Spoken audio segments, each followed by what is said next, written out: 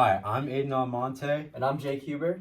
and today we'll be analyzing the Nike Air Force One ad from 1983. Let's analyze the rhetorical situation of this ad. So this ad is advertising a pair of Nike Air Force Ones, a new pair of basketball shoe that has just debuted at the time.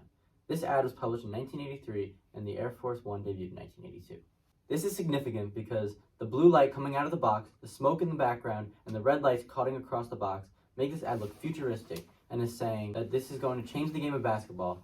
The ad being published in 1983 is advertising a new shoe, and the ad is portraying the shoe as futuristic. This is important to the target audience because the target audience are teens that are into sports as well as athletes, who tend to be into new technology like the tech that was featured in the Air Force One. Now we're going to look at this ad as an argument. So the general claim of this ad was that the Nike Air Force Ones will change the game of basketball, and the underlying claim of the ad was that the air inside the shoes is what will improve the way people are able to play basketball, likely from jumping higher. This is why the game of basketball will be changed. And the ad is effective because it successfully targeted the audience by creating an ad that gave a model a futuristic look. People will like when something is new and fresh, but also simultaneously timeless. The ad does not show the shoe, which also might pique the consumer's interest and prompt them to look into what the shoe actually looks like.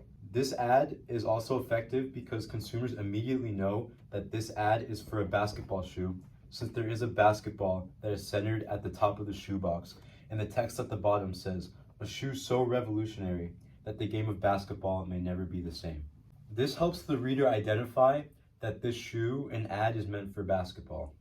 Another reason why this ad is so effective is because the consumer will immediately know what the shoe is called and what brand it is, because of the name of the shoe is literally in the middle of the ad, as you can see. And they will know what brand it is because the Nike branding is in the middle as well as in the bottom right, which you guys can also see here. I forgot to mention, but the Air Force One, the name is in bold red, and red is something that kind of sticks in your mind. It's a very loud color, so that makes it more noticeable. So when they go to the mall or the store, they will know the name of the Air Force One and it'll be on their mind. Now let's talk about the author and message of this ad. Nike created the ad, and they already at the time had a big reputation as being a reliable shoe company worn by many people and athletes.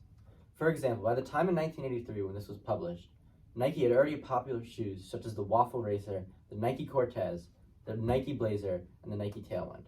The message is that these are brand new shoes the customer is going to want to buy. A hidden message in the ad is shown by Nike's choice to not show the shoe itself. Another hidden message is that Nike, when saying Air will be sold by the box, they are referencing the new Air technology that is being debuted to the game of basketball through the Air Force One. Now we'll talk about the consequence of this ad. Since the desired message of the ad came across effectively, the consequence was that people were excited to experience the new technology on their feet, since that is what it was marketed as, technology.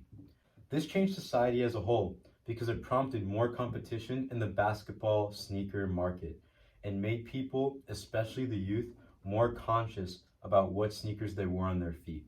For example, Reebok came out with the Reebok Pump technology and put it in their basketball shoes in 1989 to compete with Nike's basketball shoes that had Air technology, such as Air Force Ones, the Jordan 1, 2s, and 3s. The Jordan 1s released in 1985, Jordan 2s 1986, and Jordan 3s 1988. So these were direct competitors with the Reebok Pump. They were competing with each other essentially.